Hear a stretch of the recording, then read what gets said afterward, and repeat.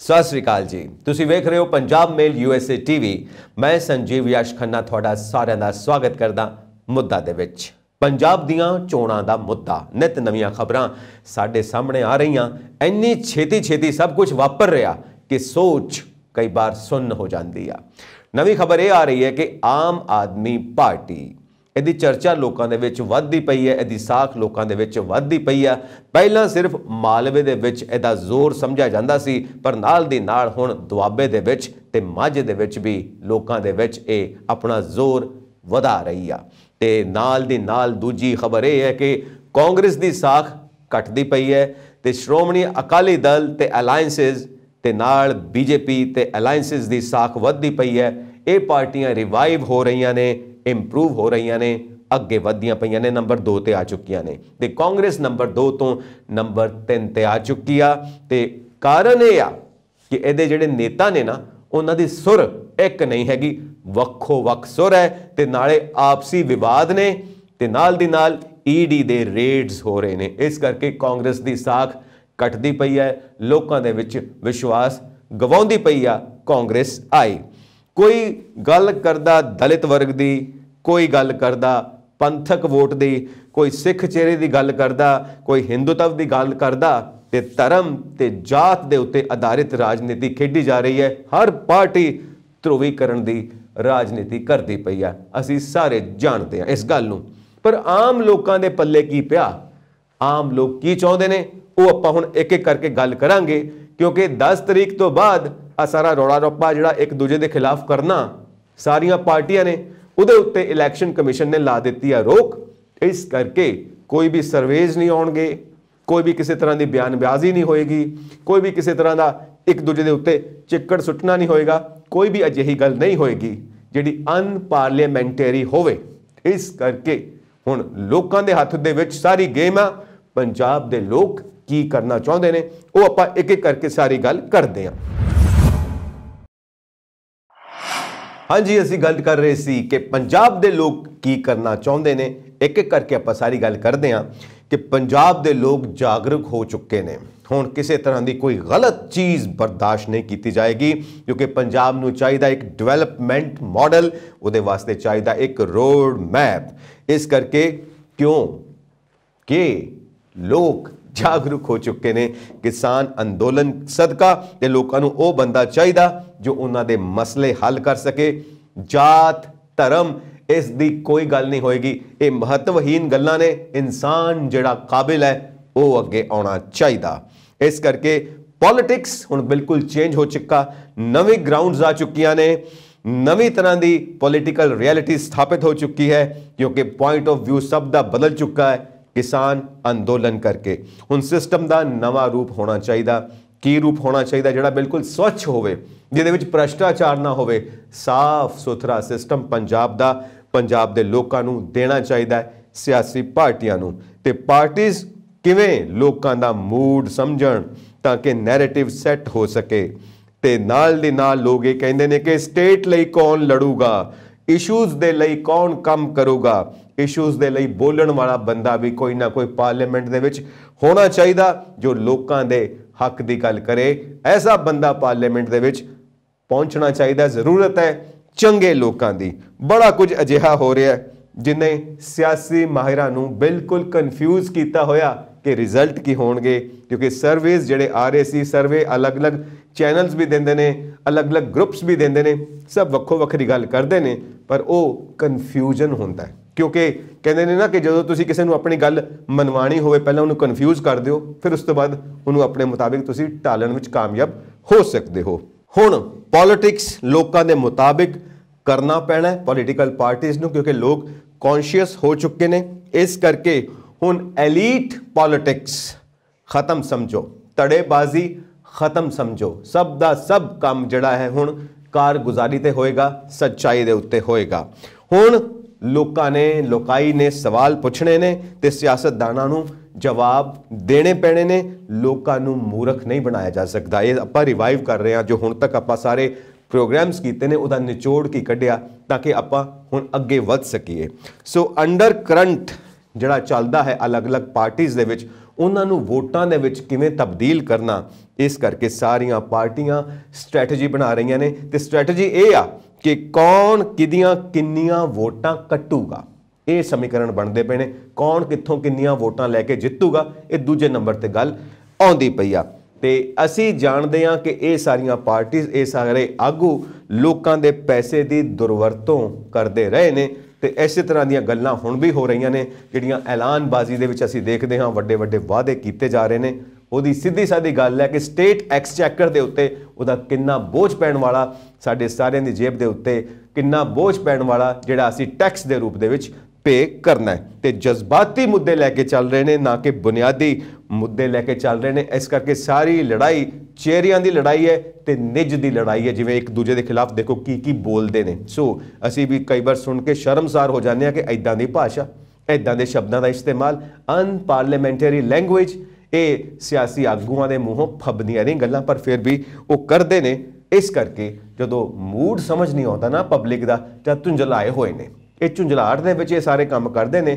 ਤੇ ਪਾਰਟੀਆਂ ਕੀ narrative set ਕਰਨ, ਕੀ ਸਿਆਸੀ ਨੈਰੇਟਿਵ ਹੋਣਾ ਚਾਹੀਦਾ, ਇਹਦੇ ਵਿੱਚ ਕਨਫਿਊਜ਼ਨ ਹੈ। ਕਿਸੇ ਪਾਰਟੀ ਨੂੰ ਕੁਝ ਸਮਝ ਨਹੀਂ ਆ ਰਿਹਾ ਕਿ ਵੋਟਰ ਕਿਸ ਮੂਡ ਦੇ ਮਾਲਿਕ ਨੇ, ਕਿੱਧਰੋਂ ਕਿੱਧਰ ਭੁਗਤ ਜਾਣਗੇ। ਪਰ ਅੰਦਰ ਦੀ ਗੱਲ ਪੱਕੀ ਆ ਕਿ ਵੋਟਰ ਬਿਲਕੁਲ ਅੰਦਰੋਂ ਨਿਸ਼ਚਿਤ ਕਰ ਚੁੱਕੇ ਨੇ ਕਿ ਉਹਨਾਂ ਨੇ 20 ਫਰਵਰੀ ਨੂੰ ਕਰਨਾ ਕੀ ਹੈ। ਕਿਉਂਕਿ ਜਿਹੜਾ ਇਹ ਸਾਰਾ ਤਮਾਸ਼ਾ ਚੱਲਦਾ ਪਿਆ, ਪਬਲਿਕ ਨੂੰ ਪਤਾ ਕਿ ਸਾਰੇ ਦੇ ਸਾਰੇ ਸਮਾਜ ਦਾ ਸਿਆਸੀਕਰਨ ਕਰਕੇ ਰੱਖ ਦਿੱਤਾ, ਸਿਸਟਮ ਦਾ ਸਿਆਸੀਕਰਨ ਕਰਕੇ ਰੱਖ ਦਿੱਤਾ, ਏਜੰਸੀਆਂ ਦਾ ਸਿਆਸੀਕਰਨ ਕਰਕੇ ਰੱਖ ਦਿੱਤਾ।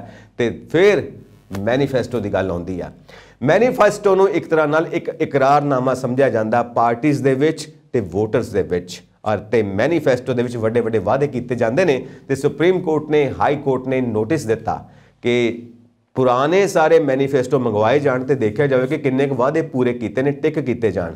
ਤੇ ਅੱਗੇ ਤੋਂ ਜਿਹੜੇ ਮੈਨੀਫੈਸਟੋ ਦੇ ਵਿੱਚ ਵਾਅਦੇ ਕੀਤੇ ਜਾਂਦੇ ਨੇ, ਜੇ ਉਹਦੇ ਮੁਤਾਬਿਕ ਕੰਮ ਨਹੀਂ ਹੁੰਦਾ ਤਾਂ ਇਹ ਇੱਕ ਕਾਨੂੰਨੀ ਡਾਕੂਮੈਂਟ ਮੰਨਿਆ ਜਾਵੇ ਤੇ ਇਹਦੇ ਉੱਤੇ ਸਿਆਸੀ ਪਾਰਟੀਆਂ ਦੇ ਖਿਲਾਫ, ਸਿਆਸੀ ਆਗੂਆਂ ਦੇ ਖਿਲਾਫ ਕਾਨੂੰਨੀ ਕਾਰਵਾਈ ਕੀਤੀ ਜਾਵੇ। ਯਾਨੀ ਕਿ ਇੱਕ ਕਾਨੂੰਨ ਦੀ ਤਲਵਾਰ ਹਮੇਸ਼ਾ ਲਟਕਦੀ ਰਹਿਣੀ ਚਾਹੀਦੀ ਹੈ। ਇਹ ਨਹੀਂ ਕਿ ਤੁਸੀਂ ਕੁਝ ਵੀ ਬੋਲ ਦਵੋ ਆਪਣੇ ਮੈਨੀਫੈਸਟੋ ਦੇ ਵਿੱਚ। ਹਾਂ, ਪਰ ਸੰਯੁਕਤ ਸਮਾਜ ਮੋਰਚਾ ਨੇ ਇੱਕ ਬਹੁਤ ਵਧੀਆ ਗੱਲ ਕੀਤੀ ਹੈ ਆਪਣੇ ਮੈਨੀਫੈਸਟੋ ਦੇ ਵਿੱਚ। ਸਿਰਫ ਉਹਨਾਂ ਨੇ ਆਪਣਾ ਮੈਨੀਫੈਸਟੋ ਹਜੇ ਤੱਕ ਜਾਰੀ ਕੀਤਾ ਹੈ, ਉਹਨਾਂ ਨੇ ਲਿਖਿਆ ਕਿ ਰਾਈਟ ਟੂ ਰਿਕਾਲ, ਕਿ ਜਿਹੜਾ ਵੀ ਸਿਆਸੀ ਆਗੂ ਸੱਤਾ 'ਚ ਪਹੁੰਚ ਕੇ ਉਹ ਕੰਮ ਨਹੀਂ ਕਰਦਾ ਜੋ ਪਬਲਿਕ ਦੇ ਹਿੱਤ ਦੇ ਨੇ, ਤਾਂ ਉਸ ਨੂੰ ਵਾਪਸ ਬੁਲਾਇਆ ਜਾ ਸਕਦਾ, ਉਸ ਦਾ ਉੱਥੇ ਬਣੇ ਰਹਿਣਾ ਕੈਂਸਲ ਹੋ ਸਕਦਾ, ਉਹਦਾ ਅਹੁਦਾ ਕੈਂਸਲ ਹੋ ਸਕਦਾ, ਔਰ ਉਸ ਪੋਸਟ ਵਾਸਤੇ ਦੁਬਾਰਾ ਤੋਂ ਇਲੈਕਸ਼ਨਸ ਕਰਵਾਈਆਂ ਜਾ ਸਕਦੀਆਂ ਨੇ ਤਾਂ ਕਿ ਕਾਬਿਲ ਬੰਦੇ ਨੂੰ ਉੱਥੇ ਪਹੁੰਚਾਇਆ ਜਾ ਸਕੇ ਤੇ ਉਹਨੂੰ ਗੱਦੀ ਤੋਂ ਲਾ ਕੇ ਇੱਕ ਸਿਆਣੇ ਬੰਦੇ ਨੂੰ, ਕਾਬਿਲ ਬੰਦੇ ਨੂੰ ਉੱਥੇ ਬਿਠਾਇਆ ਜਾਵੇ। ਆ ਗੱਦੀ ਤੋਂ ਲਾਉਣ ਵਾਲੀ ਗੱਲ ਪਹਿਲੀ ਵਾਰ ਹੋਈ ਹੈ ਜੀ ਕਿਸੇ ਮੈਨੀਫੈਸਟੋ ਦੇ ਵਿੱਚ। ਸੈਲਿਊਟ ਟੂ ਸੰਯੁਕਤ ਸਮਾਜ ਮੋਰਚਾ।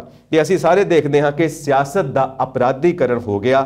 ਸਿਆਸਤਦਾਨਾਂ ਦੇ ਜਿਹੜੇ ਝੋਲੀ ਚੁੱਕ ਨੇ, ਉਹਨਾਂ ਨੂੰ ਤਾਕਤ ਦਾ ਸਵਾਦ ਪੈ ਗਿਆ ਤੇ ਉਹ ਕਹਿੰਦੇ ਨੇ ਕਿ ਵੱਡੀਆਂ ਵੱਡੀਆਂ ਨੌਕਰੀਆਂ ਕਰਨ ਤੋਂ ਚੰਗਾ ਕਿ ਕਿਸੇ ਸਿਆਸਤਦਾਨ ਦਾ ਝੋਲੀ ਚੁੱਕ ਬਣਿਆ ਜਾਵੇ, ਉਹਦਾ ਚਮਚਾ ਬਣਿਆ ਜਾਵੇ, ਕਿਉਂਕਿ ਪੈਸੇ ਕਮਾਉਣ ਦਾ ਕਾਫੀ ਸਾਨੂੰ ਮੌਕਾ ਮਿਲ ਜਾਂਦਾ।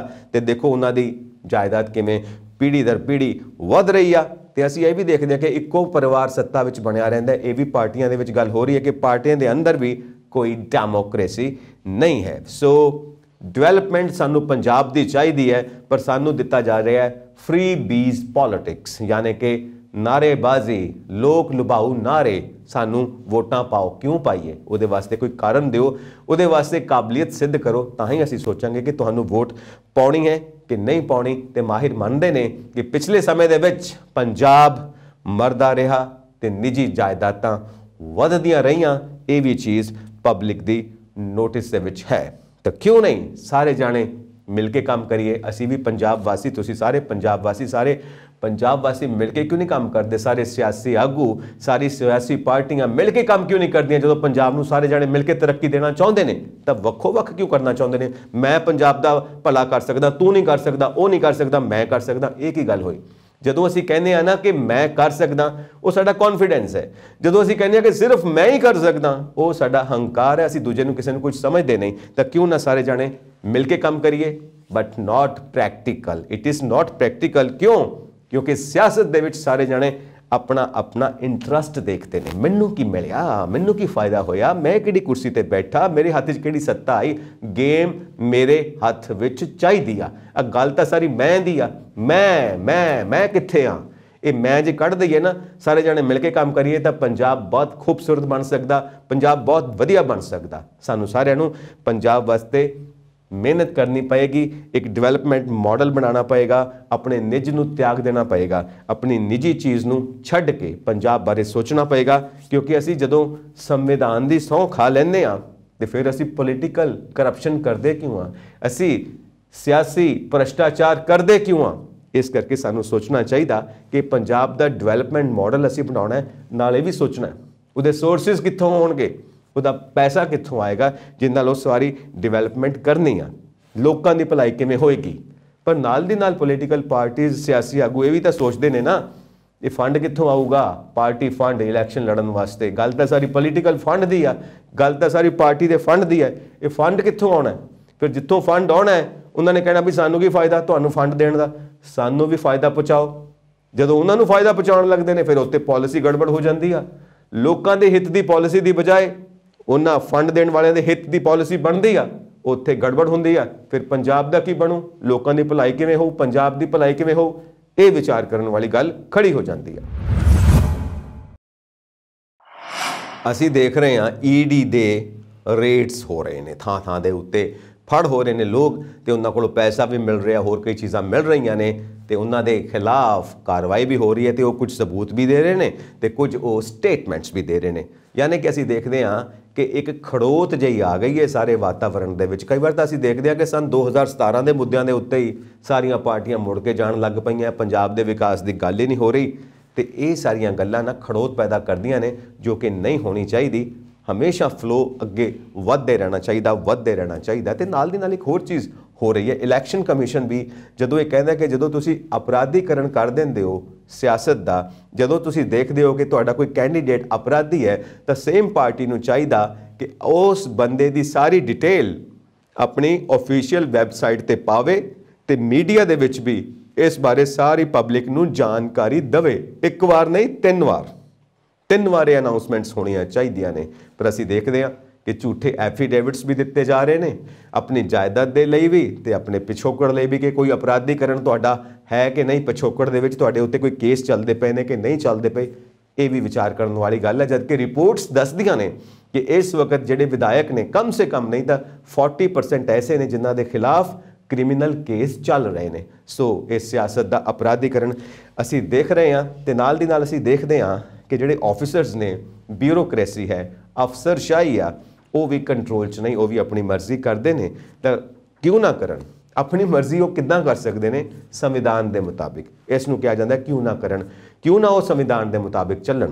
पर ये सारे पोलीटिकल लीडर्स, पोलीटिकल पार्टीज़ सियासीकरण करते हैं इन्हां सारे ऑफिसर्स का, तो इन्हों अपने मुताबिक चलाना चाहते हैं, तो जो इन्हों के मुताबिक नहीं चलता वो इन्हों सूट नहीं करता। सो असी कई बार ये भी देखते हैं कि पार्टी फंड के लिए ये ऑफिसर्स लोग, कई इन्हों चो ऐसे ने जो बैग्स लैके जाते हैं पोलीटिकल लीडर्स के कोल, पोलीटिकल पार्टीज़ के कोल, पार्टी फंड देण वास्ते। तो उन्होंने बैग्स दे विच की हुंदा, ये सारे बेहतर जानते हैं, मैनूं दस्सण की कोई लोड़ नहीं। इस करके कि अहुदे चाहिए ने, मलाई वालियां पोस्टिंग्स चाहिए ने, कित्थे कित्थे ट्रांसफर्स चाहिए ने जिथे मलाई वालियां ट्रांसफर्स होण। सो ऐसे अहुदियां दे उत्ते जाण वास्ते जो ये सब कुछ लैन देन चलता है बैग्स के रूप दे विच, ये भी विचार करने वाली गल है, क्योंकि ये भी काफ़ी हद तक पंजाब नूं नुकसान पहुँचाउंदी है। तो इसे समय दौरान नवा बजट भी आ गया है फाइनैंशियल ईयर 2022-2023 वास्ते, जिसनों माहिर मानते हैं कि ये इस तरह का बजट है कि एलीट क्लास या कहो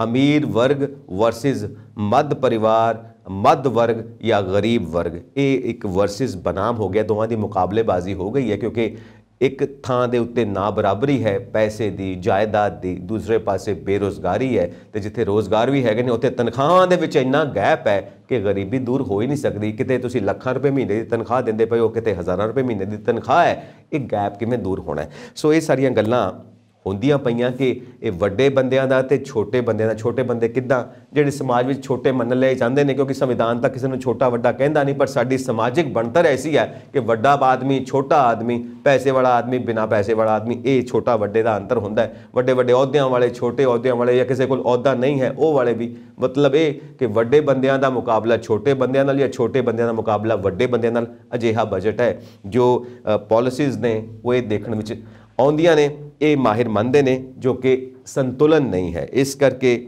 ਇਸ ਚੀਜ਼ ਦਾ ਵੀ ਅਸਰ ਪਏਗਾ। ਜਿਹੜਾ ਇਹ ਨਵਾਂ ਬਜਟ ਆਇਆ ਤੇ ਇਹਦੇ ਵਿੱਚ ਜਿਹੜੇ ਖਰਚੇ ਨੇ ਉਹ ਦੱਸੇ ਗਏ ਨੇ 39.45 ਲੱਖ ਕਰੋੜ ਤੇ ਜਿਹੜੀ ਆਮਦਨ ਹੈ ਉਹ ਦੱਸੀ ਗਈ ਹੈ 22.84 ਲੱਖ ਕਰੋੜ।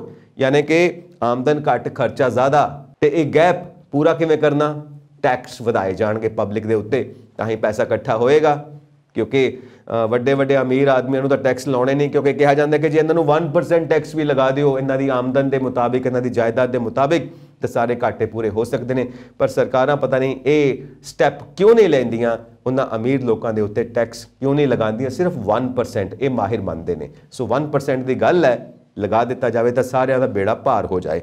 अगली गल करते हैं कि बेरोज़गारी ते आर्थिक ना बराबरी का जिहड़ा मुद्दा है ये किसी भी पार्टी ने अपने मैनीफेस्टो का हिस्सा नहीं बनाया। हुण पंजाब की डाइवर्सिटी की गल करते हैं।